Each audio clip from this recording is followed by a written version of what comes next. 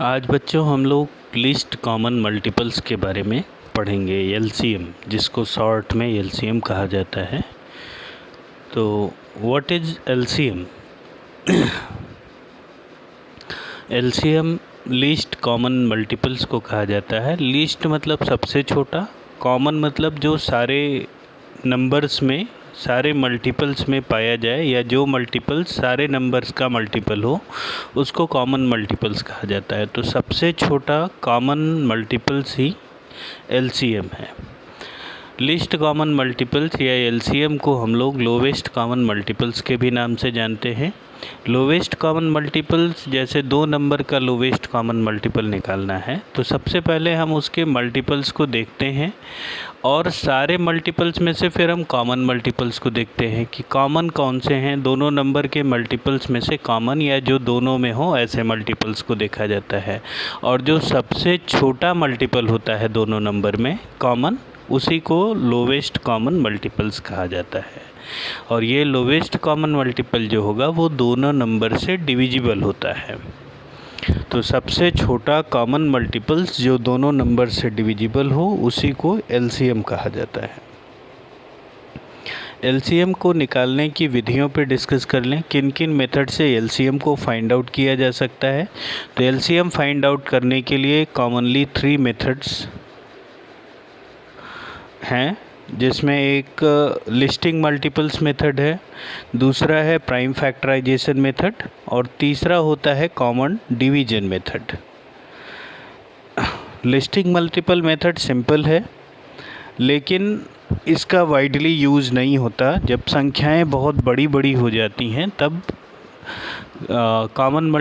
Listing common multiples का use बहुत difficult हो जाता है। लेकिन छोटे छोटे अगर आपको नंबर्स दिए हैं तो छोटे छोटे नंबर्स में लिस्टिंग मेथड जो है वो अच्छा माना जाता है। इस मेथड में सबसे पहले जिन जिन नंबरों का एलसीएम फाइंड आउट करना है, उन नंबर्स के सारे मल्टीपल्स को लिख लेते हैं। फिर उसके बाद हम आइडेंटिफाई करने की कोशिश करते हैं कि कौन सा मल्टीपल है जो कॉमन है दोनों नंबर में। फिर उसमें से छोटा वाला कॉमन मल्टीपल ले लेते हैं। वहीं छोटा वाला कॉमन मल्टीपल ही एलसीएम ट्रीट होता है। एक एग्जाम्पल से हम लोग इसको समझने की कोशिश करते हैं। क्वेश्चन में दिया हुआ है कि आपको एलसीएम फाइंड आउट करना है 12 और 9 का। तो सबसे पहले हम 12 और 9 के क्या लिख लेंगे? मल्टीपल्स लिख लेंगे। 12 का मल्टीपल्स लिख लिए 12, 24, 36, 48, 60 एंड सो ऑन। उसी तरीके से हम 9 के भी मल्टीपल्स लिख लें। 9, 9 2 जा 18, 3 jar 9, 3 jar 27, 9 4 jar 36, 9 5 jar 45 and 9 6 jar 54। अब 12 और 9 के मल्टीपल्स में हम ये देखने की कोशिश करते हैं कि कॉमन कौन कौन सा है। तो 9 के मल्टीपल में 9 है लेकिन 12 में नहीं है। 12 में 12 है लेकिन वो 9 में नहीं है। 18 है 9 में लेकिन 12 में नहीं है। 24 12 में है लेकिन 9 में नहीं है। 27 9 में है लेकिन 12 में नहीं है। 36 है जो दोनों में है। तो कॉमन मल्टीपल क्या हुआ? 36 जो दोनों में है। फिर और सबसे स्मॉलेस्ट नंबर भी 36 है, तो स्मॉलेस्ट कॉमन मल्टीपल जो है वो 36 है। That's why LCM will be 36।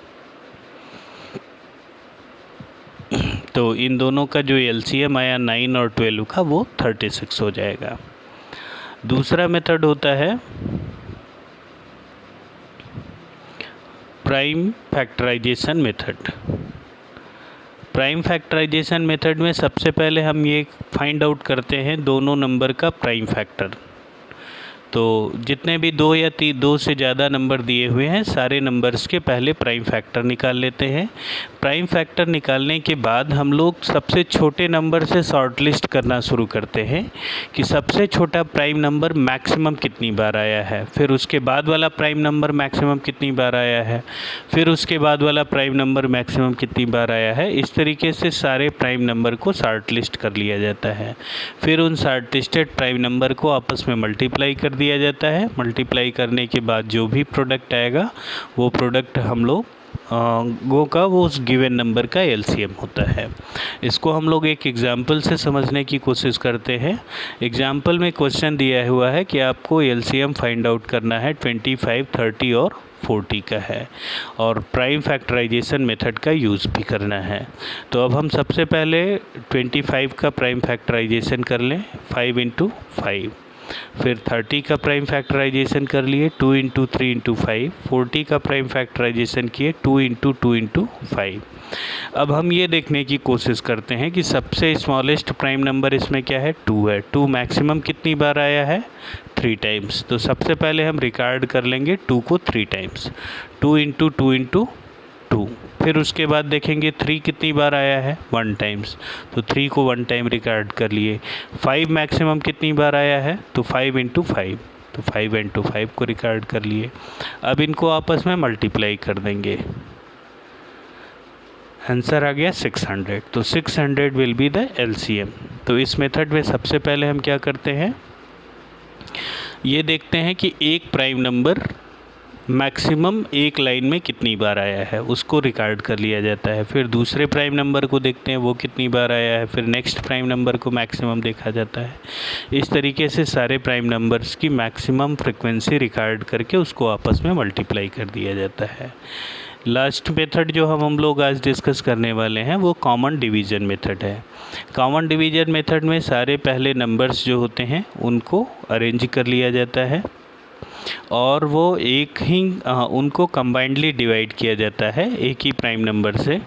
अगर प्राइम नंबर से वो नंबर डिविजिबल है तो जो उसका कोसेंट आएगा वो नीचे की लाइन में लिख दिया जाता है। कभी कभी कुछ नंबर्स प्राइम नंबर से डिविजिबल नहीं हैं, तो ऐसे केस में अगर डिविजिबल नहीं है तो नीचे सेम वही नंबर नीचे फिर हम कैरी कर लेते हैं, यानी उसी नंबर को फिर नीचे उतार देते हैं। तो अगर एक भी रो का एक भी नंबर किसी भी प्राइम नंबर से डिविजिबल है तो हम डिवाइड करेंगे, बाकी जो नहीं डिविजिबल है उनको सेम एज इट इज नीचे की लाइन में उतार देते हैं। इसी तरीके से ये प्रोसेस कंटिन्यू चलता रहता है और जब तक कि तीनों के या चारों नंबर 5 नंबर का निकालना है तो पांचों नंबर के कोसेंट 1 नहीं आ जाते। तो 2 नंबर के कोसेंट 1 आ जाएंगे तो रुक देंगे। अगर 3 नंबर का प्राइम फैक्टराइजेशन कर रहे हैं कॉमन डिवीज़न मेथड से तो तीनों के अगर कोसेंट 1 आ जाएंगे तब फिर हम रोक देते हैं। इसको एक एग्जाम्पल से समझने की कोशिश करते हैं।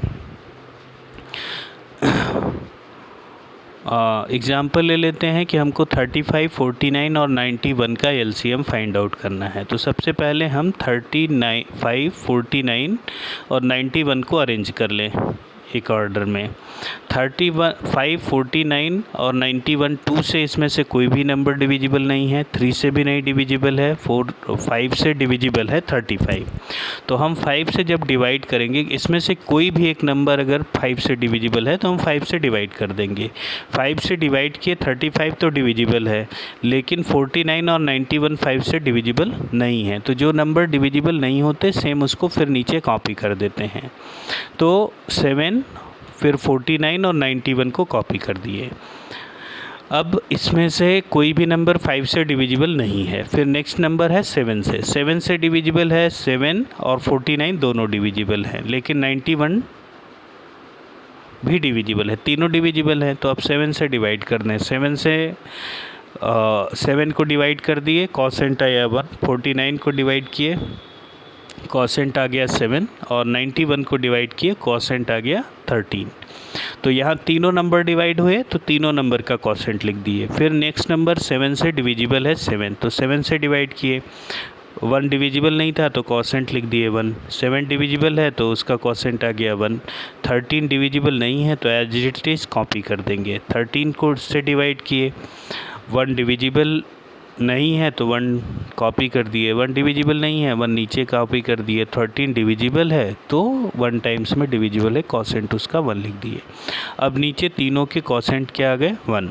तो अब इस स्टेप के बाद हम रुक जाते हैं। फिर हम क्या करते हैं, अब किन किन प्राइम नंबर से हमने डिवाइड किया है उनकी एक लिस्टिंग बनाते हैं। 5 × 7 × 7 × 13, तो 3185 will be it's LCM and this number is maximum in use. तो सबसे ज़्यादा फ्रिक्वेंटली यूज़ होने वाला मेथड यही है, कॉमन डिवीजन मेथड, और इस मेथड का वाइडली यूज़ किया जाता है। नंबर चाहे छोटा हो या नंबर बड़ा हो, सारे नंबर को इस मेथड से इजीली उनका LCM फाइंड आउट किया जा सकता है।